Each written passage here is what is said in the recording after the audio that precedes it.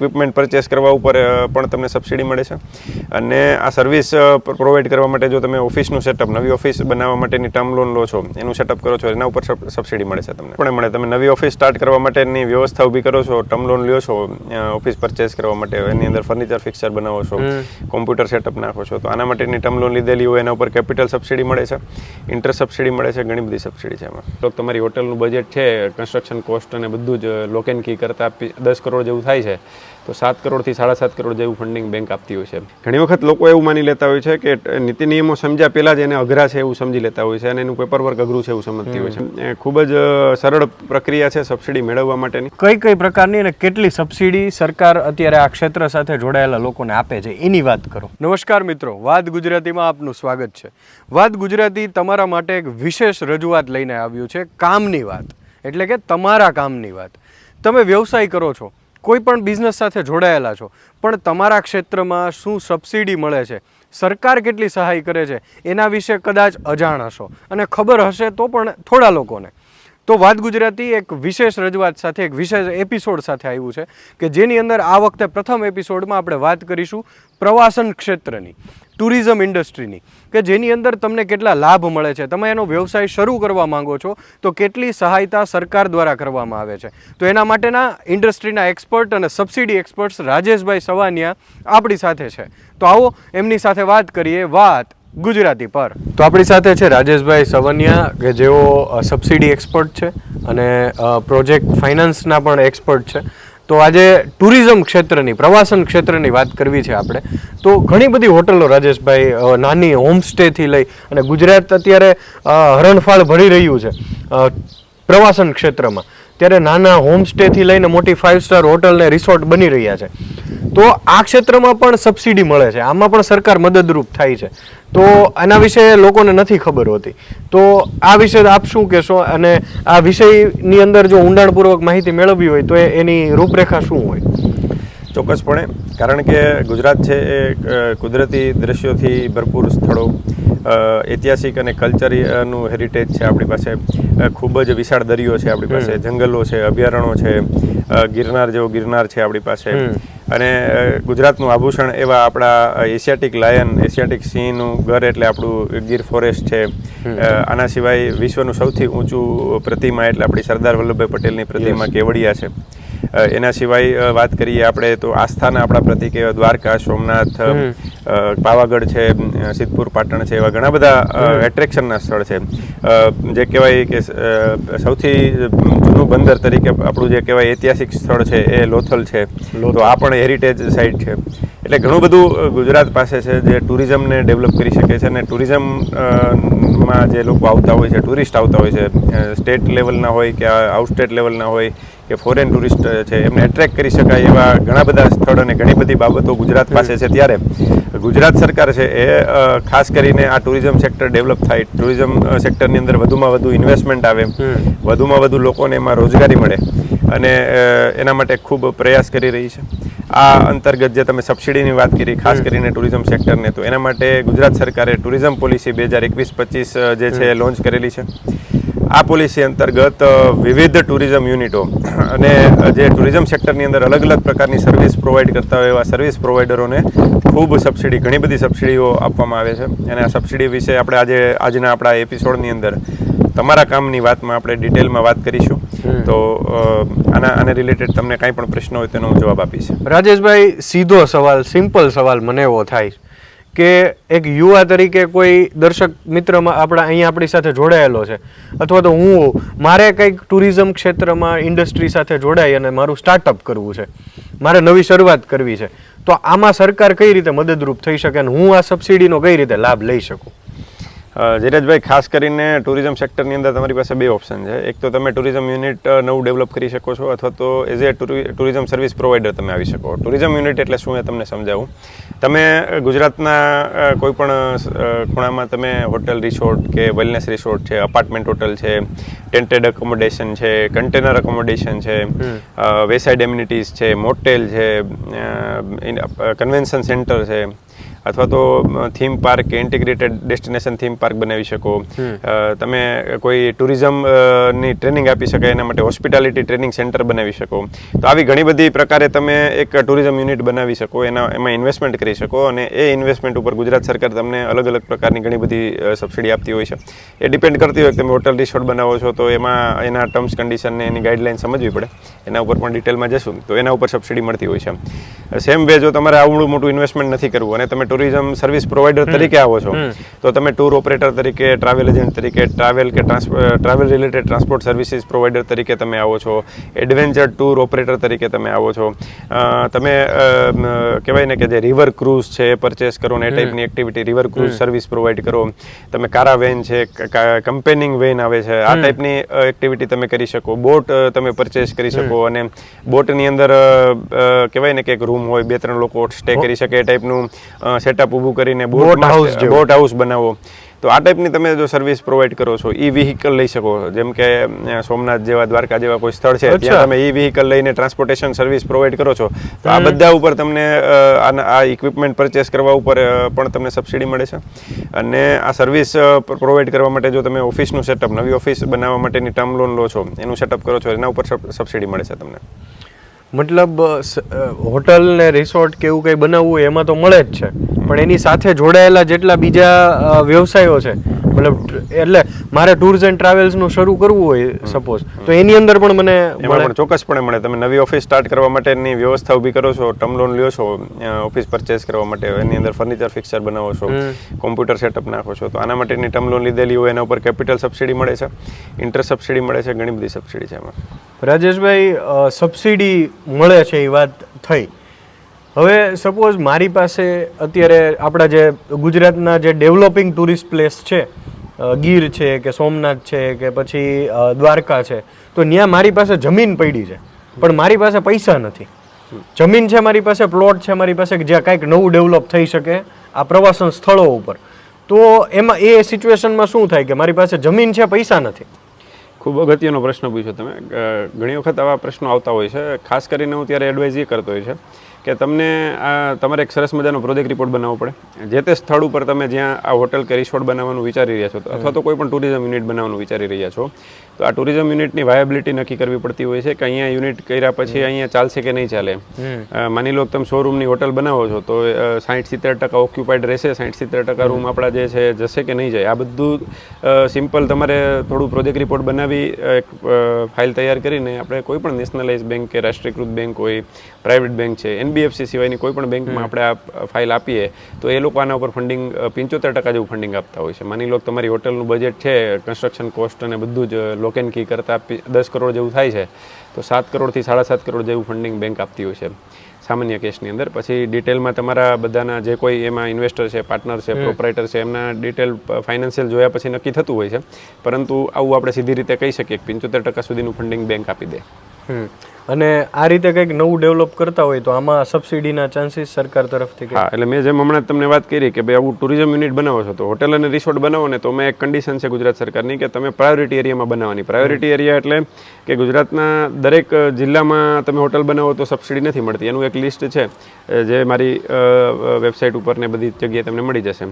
ખાસ કરીને લિસ્ટની અંદર હું તમને કહું કે આપણું ગીર સોમનાથ જિલ્લો છે, આખો જુનાગઢ જિલ્લો છે, દ્વારકા જિલ્લો છે, આ આવે છે. જામનગર સિટી છે, રાજકોટ સિટી છે, અમદાવાદ છે, બરોડા છે, સુરત છે, તો આ સિટી એરિયા અમુક નથી આવતા અને ઘણા બધા લિસ્ટ આપેલા છે તાલુકા અને જિલ્લાનું કે ભાઈ આમાં આવે છે. એટલે આ પ્રાયોરિટી એરિયાની અંદર હોટલને રિસોર્ટ બનાવો છો તો 100% તમને 20% સબસિડી મળે છે. અને એના સિવાયના કોઈ પણ યુનિટ છે ગુજરાતમાં કોઈ પણ જગ્યાએ બનાવો, મેં જે લિસ્ટ આપ્યું તમને હમણાં જ કે અપાર્ટમેન્ટ હોટલ છે કે ટેન્ટેડ એકોમોડેશન છે કે કન્ટેનર એકોમોડેશન બનાવો છો, તમે વેસાઇડ એમ્યુનિટીઝ બનાવો છો, તમે હાઈવે ઉપર આપણે જતા હોઈએ છીએ તો સરસ મજાની હોટેલ્સ બનતી હોય છે. ખાસ કરીને ઓનેસ્ટની ઘણી બધી ચેઇન ને બધું રેસ્ટોરન્ટ હાઈવે ઉપર સાઈડમાં બે બાજુ હોય એને વેસાઇડ એમ્યુનિટીઝ કહેવાય. એ વેસાઇડ એમ્યુનિટીઝ છે એના બેઝિક કન્ડિશન્સ છે કે ભાઈ માની લો કે તમે નેશનલ હાઈવે ઉપર છો તો તમારે 10,000 સ્ક્વેર મીટર જગ્યા જોઈએ અને એમાં કઈ કઈ ફેસિલિટી, શૌચાલય લોકો માટે હોવું જોઈએ, રેસ્ટોરન્ટ હોવું જોઈએ કે બીજી મેડિકલ માટેની ફર્સ્ટ એડ કિટ માટેની સુવિધા હોવી જોઈએ. અને આવી બેઝિક ઘણી બધી કન્ડિશનો છે. મિનિસ્ટ્રી ઓફ ટુરિઝમ એટલે કે સેન્ટ્રલ ગવર્મેન્ટનું MOT કરીને ડિપાર્ટમેન્ટ છે જે તમને ક્લાસિફાઈ કરતું હોય છે. એ નક્કી કરે કે તમારી આ હોટેલ છે કઈ પ્રકારની હોટેલ રિસોર્ટ છે કે મોટેલ છે કે અપાર્ટમેન્ટ હોટેલ છે કે ટેન્ટેડ એકોમોડેશન છે કન્ટેનર એકોમોડેશન છે એનું એક ક્લાસિફિકેશન ને સર્ટિફિકેટ લેવું પડતું હોય છે ને એની ગાઈડલાઇન મુજબ બનાવવું પડતું હોય છે.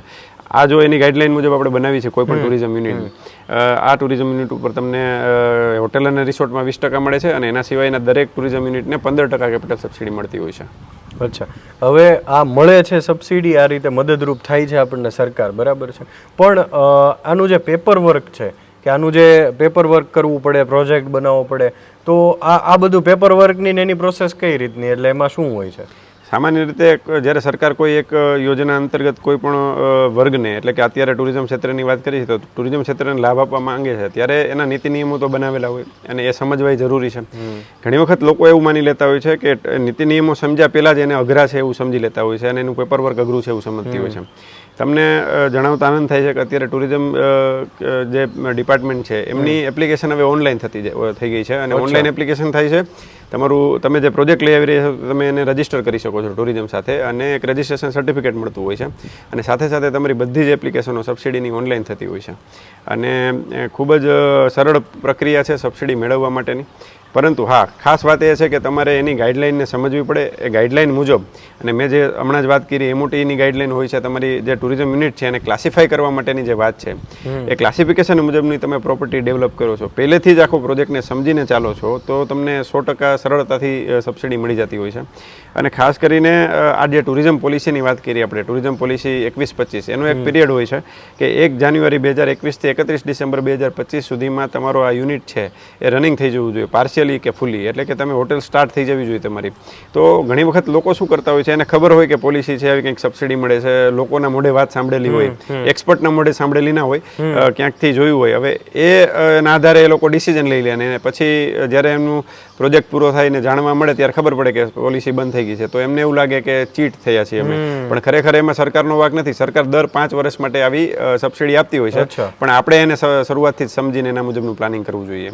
એટલે એના માટેના ટર્મ્સ એન્ડ કન્ડિશન છે એ કોઈ એક્સપર્ટ દ્વારા તમને સમજાવ હોય તો એનો પ્રોપર અને વધુમાં વધુ એનો બેનિફિટ તમે લઈ શકો, મળી શકે. જેમ કે હું તમને 2-3 મુદ્દાથી સમજાવું કે જો તમે હોટેલ કે રિસોર્ટ બનાવો છો તો એને ક્લાસિફાઈ કરવા માટે તમારે મિનિમમ 10 થી વધારે રૂમ હોવા જોઈએ. પછી એની અંદર ઘણી બધી આમ તો 70-80 જેટલા મુદ્દાઓ છે કે જે ધ્યાનમાં રાખવા પડે, પણ 2-3 મુદ્દાઓથી કહું કે તો એની રૂમની સાઇઝ ફિક્સ હોય કે તમારે 1 સ્ટાર કે 5 સ્ટાર ડિલક્સ સુધીના પ્રોપર્ટીમાં જવું છે તો 1 સ્ટાર જવું છે તો મિનિમમ 120 સ્ક્વેર ફીટનો તમારો રૂમ હોવો જોઈએ. બાથરૂમની સાઇઝ 30 સ્ક્વેર ફીટ હોવી જોઈએ. તો આવી નાની કન્ડિશનો છે. પછી વિકલાંગો માટેની બેઝિક ફેસિલિટી હોવી જોઈએ, ચાહે તમારું 1 સ્ટારથી 5 સ્ટાર સુધીનું હોય, તમે વેસાઇડ એમ્યુનિટી બનાવતા હોય કે એપાર્ટમેન્ટ હોટલ બનાવતા હોય, કોઈ પણ તમે ટુરિઝમ યુનિટ બનાવો છો તો વિકલાંગોને તકલીફ ના પડે એવી ખાસ ફેસિલિટીને એ ટાઈપની વ્યવસ્થા ઊભી કરવી પડે. આ બધી જો વ્યવસ્થાઓ સાથે અને તમે આ બધી જ ગાઈડલાઇનને સમજીને જો તમે આ પ્રોજેક્ટ બનાવો છો તો મને નથી લાગતું કે તમને સબસિડી મેળવવામાં કાંઈ પણ પ્રોબ્લેમ થાય. અને આ બધી જે સબસિડીની અને જે પેપર વર્કની અને આ બધી આ ઉપર છેલ્લી આપણે જે વાતો કરીએ છીએ, પણ આને ડિટેલમાં સમજવી હોય અને આને ડિટેલમાં સમજી અને એને એક્ઝિક્યુટ કરવી હોય તો કઈ રીતે તમારી સુધી પહોંચી શકે? ખાસ કરીને દરેક ટુરિઝમ યુનિટ જે છે એના દરેકના ઇન્ડિવિજ્યુઅલ એક વિડીયો બનાવેલા છે મેં, જે મારા યુટ્યુબ ચેનલ ઉપર પણ છે અને મારા ઇન્સ્ટાગ્રામ પેજમાં પણ હું મૂકી રહ્યો છું. તો આ અવેરનેસ માટે જ કરીએ છીએ જેથી કરીને વધુમાં વધુ લોકો છે આ ટાઈપની સબસિડીનો બેનિફિટ લે અને લોકો જાણે. ઘણી વખત અમને પણ દુઃખ થાય કે જ્યારે પ્રોજેક્ટ છે એવી કન્ડિશનમાં હોય, પહેલેથી જ સમજ્યા વગરનો કે ગાઈડલાઇન સમજ્યા વગર આખો પ્રોજેક્ટ શરૂ કરી દીધો હોય, ઘણું બધું મોટું ઇન્વેસ્ટમેન્ટ કરી નાખ્યું હોય, પછી એમને સબસિડી મળવા પાત્ર ના હોય અને ખાલી એ જો 1-2 વર્ષ પહેલાં સ્ટાર્ટ કર્યા પહેલાં અમારા જેવા લોકોને મળી લીધું હોય તો અમે એને નાની મોટી જે ભૂલો કરે છે કરેક્ટ કરાવી દઈએ તો એમને ઘણો બધો ખાસો એવો બેનિફિટ થતો હોય. માની લો 10 કરોડના પ્રોજેક્ટે 20% બેનિફિટ થાય તો 2 કરોડ જેવી માતબર રકમ જે છે એમને ગુમાવી હોય. તો આવું બનતું હોય છે. તો મિત્રો, તમારે આ વિગતો બધી ડિટેલમાં સમજવી હોય તો તમે રાજેશભાઈની જે યુટ્યુબ ચેનલ છે એડ્રોઇડ કોર્પોરેશનની, એમનું ઇન્સ્ટાગ્રામ પેજ છે, એની લિંક તમને ડિસ્ક્રિપ્શનમાં મળી જશે. તો તમે એ ક્લિક કરી અને વધારે વિગતો એમની યુટ્યુબ ચેનલ અને ઇન્સ્ટાગ્રામ પેજ ઉપરથી મેળવી શકો છો. રાજેશભાઈ, તમે જે ટર્મ્સ એન્ડ કન્ડિશન કીધી, તો આ રીતનું પ્લાનને એક્ઝિક્યુટ કરવો હોય કે કંઈક આપણે બનાવવું છે, હોમસ્ટે છે કે રિસોર્ટ છે, કંઈ પણ બનાવવું છે, તો એમાં બીજી વિશેષ શું ધ્યાન રાખવા જેવી બાબતો છે? ખાસ કરીને એક તો પોલિસી પિરિયડમાં મેં જેમ કીધું એવી રીતે તમારો પ્રોજેક્ટ હોવો જોઈએ. બીજું, ગુજરાત સરકારની જે ટુરિઝમ ડિપાર્ટમેન્ટ છે એની સાથે તમારે પ્રોજેક્ટ શરૂ કર્યા પહેલાં જ એને રજીસ્ટર કરી દેવું જોઈએ. તમારું જે કંઈ ટોટલ સબસિડીની અમાઉન્ટ થાય છે આમાં 5 થી 7 અલગ અલગ પ્રકારની સબસિડી મળે છે. એ ટોટલ સબસિડીની અમાઉન્ટ જે થાય છે એ ટોટલ પ્રોજેક્ટ કોસ્ટથી વધારે ના થવી જોઈએ. ગુજરાત સરકાર અલગ અલગ ક્ષેત્ર માટે અલગ અલગ જ્યારે પોલિસી આપતા હોય ત્યારે બીજી કોઈ પોલિસીને પણ જો તમને લાભ મળવાપાત્ર હોય તો તમે કોઈ પણ એક પોલિસીનો લાભ લઈ શકશો. એ ખાસ ધ્યાન રાખવું પડે. એટલે 2 પોલિસીમાં તમે એકસાથે અરજી કરી અને બંનેનો લાભ નહીં લઈ શકો.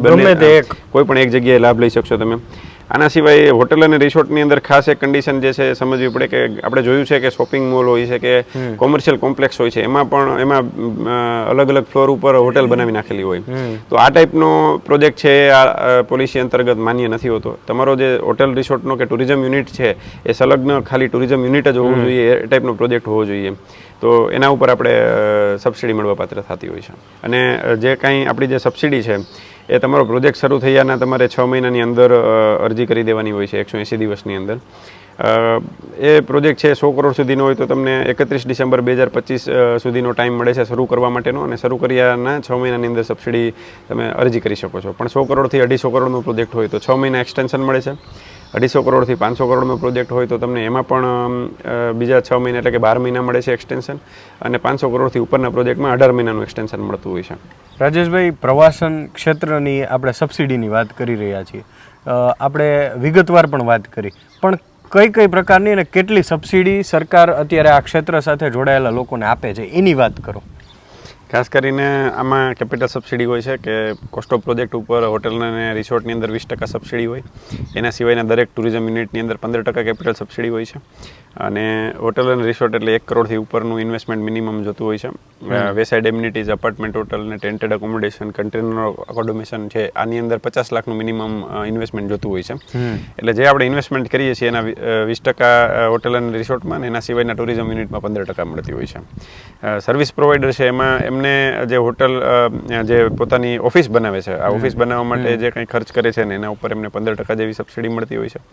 અને ઇન્ટર સબસિડી મળતી હોય છે સર્વિસ પ્રોવાઈડરોને ખાસ કરીને. ટુરિઝમ યુનિટને અનફોર્ચ્યુનેટલી આ વખતે ટુરિઝમ પોલિસી 21-25ની અંદર ઇન્ટર સબસિડી નથી મળતી. જે 15-20ની પોલિસી હતી એમાં મળતી હતી.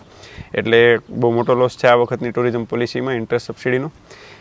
સર્વિસ પ્રોવાઈડરને ખાસ કરીને 5% ઇન્ટર સબસિડી 5 વર્ષ માટે મળતી હોય છે. એરિયા વાઇઝ હોય છે. મ્યુનિસિપલ એરિયાની અંદર 5% છે. અને ગ્રામ્ય વિસ્તારમાં જો કોઈ ટુરિઝમ સર્વિસ પ્રોવાઈડર પોતાનું સ્ટાર્ટ કરે છે તો એને 7% ઇન્ટર સબસિડી મળતી હોય છે. એના સિવાય બીજી જે કોઈ હોટેલ રિસોર્ટ કે ટુરિઝમ યુનિટ બનાવે છે તો એમને ઇલેક્ટ્રિસિટીનું એક્ઝમ્પશન મળતું હોય છે 5 વર્ષ માટે. એટલે કે તમારું જે લાઇટ બિલ આવે છે એની અંદર પહેલેથી જ 15% ઇલેક્ટ્રિસિટી ડ્યુટી લગાડેલી હોય. તો તમને જ્યારે આ સબસિડી સેન્કશન થાય ત્યારે એક્ઝમ્પશન સર્ટિફિકેટ આપવામાં આવે જે તમે ઇલેક્ટ્રિસિટી ડ્યુટીને સબમિટ કરો ડિપાર્ટમેન્ટને ત્યારે તમારા લાઇટ બિલમાં પહેલેથી જ 60 મહિના સુધી ઇલેક્ટ્રિસિટી ડ્યુટી લાગતી જ નથી. એટલે 100% એક્ઝમ્પશન છે. પ્લસ તમે જે આ યુનિટ બનાવવા માટે જમીન પરચેસ કરો છો ત્યારે જે સ્ટેમ્પ ડ્યુટી ભરેલી હોય એ સ્ટેમ્પ ડ્યુટી અને રજિસ્ટ્રેશન ફી જે ભરેલી હોય પાછી 100% પાછી પરત આપી દે છે ગુજરાત સરકાર તમને. એટલે એની સ્ટેમ્પ ડ્યુટીનું એક્ઝમ્પશન છે. એના સિવાય 500 કરોડથી ઉપરના જે પ્રોજેક્ટ હોય છે એના માટે ગવર્મેન્ટ છે લોંગ લીઝ ઉપર લેન્ડ પણ આપે છે. આ ગુજરાતની અંદર થીમ પાર્ક અને ઇન્ટિગ્રેટેડ ડેસ્ટિનેશન થીમ પાર્ક બને, મોટા એમ્યુઝમેન્ટ પાર્ક, વોટર પાર્ક ને એ ટાઈપની વિથ સ્ટે ફેસિલિટી જેમ કે ડિઝનીલેન્ડ છે કે ઇમેજિકા છે કે આ ટાઈપના બહુ મોટા પ્રોજેક્ટ છે ગુજરાતમાં આવે. આ હેતુથી આવી એક સરસ મજાની સબસિડી આપી છે કે 500 કરોડથી ઉપરના પ્રોજેક્ટમાં 30 એકર લેન્ડ આપે છે. અને 500 કરોડથી ઉપર દરેક 20 કરોડના ઇન્વેસ્ટમેન્ટ ઉપર 1 એકર લેન્ડ વધારે આપે છે. એટલે કે 520 કરોડનો પ્રોજેક્ટ હોય તો તમને 31 એકર થઈ, 540 કરોડનો હોય તો 32 એકર થઈ. આવી રીતે લેન્ડ પણ આપવામાં આવે છે. ખાસ કરીને એના સિવાય જ્યારે આવા બધા ટુરિઝમ યુનિટ બનતા હોય તો સસ્ટેનેબલ ટુરિઝમને સપોર્ટ કરવા માટે અને ગ્રીન બિલ્ડિંગનો કન્સેપ્ટ છે કે અત્યારે ગ્રીન બિલ્ડિંગ બનતા હોય છે. તો આ ટાઈપનું જો સર્ટિફિકેશન તમે લ્યો છો અને આ ટાઈપનો પ્રોજેક્ટ બનાવો છો તો આ સર્ટિફિકેટ લેવા માટેનો જે ખર્ચ થતો હોય છે એ અલગ અલગ એજન્સી સરકાર માન્ય જે એજન્સીઓ હોય છે એનો એ સર્ટિફિકેટ લેવા માટેનો ખર્ચ થતો હોય તો એના ઉપર પણ સબસિડી આપવામાં આવે છે. મેક્સિમમ 10 લાખ અને 5 લાખ એવી અલગ અલગ પ્રકારની સબસિડી છે એની અંદર. માર્કેટ ડેવલપમેન્ટ આસિસ્ટન્ટ આપવામાં આવે એટલે કે તમે હોટલ રિસોર્ટ કે ટુરિઝમ યુનિટ બનાવો છો, સર્વિસ પ્રોવાઈડર છો તમે ટ્રાવેલ એજન્ટ છો, ટૂર ઓપરેટર છો કે એડવેન્ચર ટૂર ઓપરેટર છો કે કારાવાન કે તમે રિવર ક્રૂઝ ચલાવો છો, તો તમારે એનું માર્કેટિંગ કરવું પડે. અલગ અલગ TTAમાં એટલે કે ટ્રાવેલ માટેના અલગ અલગ પ્રકારના એક્સપો, એક્ઝિબિશન્સ અને ટ્રેડ ફેર થતા હોય છે. તો આની અંદર ભાગ લેવા માટે તમારે સ્ટોલનું રેન્ટ ચૂકવવું પડતું હોય, માર્કેટિંગ મટીરિયલ છપાવવું પડતું હોય, એરફેર ચૂકવવો પડતો હોય છે. તો આ પણ તમને 75% જેવું પાછું મળતું હોય છે. એની પણ અલગ અલગ લિમિટ છે, સ્ટેટ લેવલનું છે કે નેશનલ લેવલનું છે. એમાં પાર્ટિસિપેટ કરવા માટે જાય તો એમાં પણ સરકાર એમાં પણ સરકાર સબસિડી આપતી હોય છે. એમાં સ્ટેટ ગવર્મેન્ટ પણ આપે છે આ પોલિસી અંતર્ગત, ટુરિઝમ પોલિસી 21-25 અંતર્ગત, અને સેન્ટ્રલ ગવર્મેન્ટની પણ સબસિડી છે. એટલે ઘણી બધી સબસિડી એમાં મળે છે. એના સિવાય તમને પેરોલ આસિસ્ટન્ટ મળતું હોય છે. પેરોલ આસિસ્ટન્ટ એટલે કે તમે જે જોબ ક્રિએટ કરો છો એના ઉપર તમને સબસિડી મળતી હોય છે. તમે ટુરિસ્ટ ગાઈડ તમારા એરિયા મુજબ જો અપોઇન્ટ કરો છો તો ટુરિસ્ટ ગાઈડ પર મંથ તમને 4,000 જેવું ઇન્સેન્ટિવ ગવર્મેન્ટ આપે છે, અને મેક્સિમમ વાર્ષિક 24,000 જેવું ઇન્સેન્ટિવ આપતી હોય છે. તો રોજગાર પણ આનાથી વધારે ઉત્પન્ન થશે એવું આપણને લાગે છે. વાહ, આ અદ્ભુત માહિતી છે કે આ ક્યારેય વિચાર્યું જ નહોતું રાજેશભાઈ કે આવી વસ્તુ માટે, મતલબ તમે જે લોકોને રોજગાર આપો છો એ તમે આપો છો, એના બદલ સરકાર તમને ઇન્સેન્ટિવ આપે છે. અને આટલી ડિટેલમાં કે તમે તમારા બિઝનેસનું માર્કેટિંગ માટે તમારે એક્સપોમાં જવાનું થયું, તમારે એનો એરફેર છે, ત્યાં બીજી બધી મદદ, એટલે આ બધી વસ્તુ તમારે ડિટેલમાં જાણવી હોય, સમજવી હોય તો આના ડિટેલ વિડીયો રાજેશભાઈની ચેનલ ઉપર તમને જોવા મળશે. એની યુટ્યુબ ચેનલની લિંક અને ઇન્સ્ટાગ્રામની પેજની લિંક તમને ડિસ્ક્રિપ્શનમાં આપેલી છે, તો એના ઉપર જઈ અને તમે એને જોઈ શકો છો. ખાસ કરીને જે આ એક્સપો અને ટ્રેડ ફેર ઓર્ગેનાઇઝર હોય કે જે ઓર્ગેનાઇઝ કરતા હોય છે, એમને પણ ગુજરાત સરકાર છે સબસિડી આપે છે. ઓહો, મતલબ પ્રવાસન ક્ષેત્રની અંદર બહુ વિશાળ તકો રહેલી છે અને એમાં બહુ જ વિશાળ લેવલ ઉપર તમને મળે છે સબસિડી, અને સરકાર એને મદદરૂપ થાય છે. તો આને ડિટેલમાં સમજવું પડે. યસ, 100% સમજવું પડે. ને ટુરિઝમ ક્ષેત્રની અંદર અત્યારે ખૂબ સુવર્ણ તક છે, સુવર્ણ સમય છે ઇન્વેસ્ટમેન્ટ કરવા માટેનો. એટલે હું તમારા માધ્યમથી વાત છે ગુજરાતી અને કામની વાતના માધ્યમથી કહીશ કે ટુરિઝમ ક્ષેત્રની અંદર 100% ઇન્વેસ્ટ કરો અને સબસિડીનો બેનિફિટ લો. તો મિત્રો, આવી જ સબસિડીની, આવી તમારા વ્યવસાયને સરકાર કઈ રીતે મદદરૂપ થઈ શકે, સરકારની યોજનાઓનો લાભ તમે કઈ રીતે લઈ શકો, આવી જ બીજી વાતો સાથે રાજેશભાઈ સવાનિયા સાથે જેઓ એક્સપર્ટ છે સબસિડીના, અને તો એમની સાથે આપણે વાત કરીશું બીજા એપિસોડની અંદર વાત ગુજરાતી પર.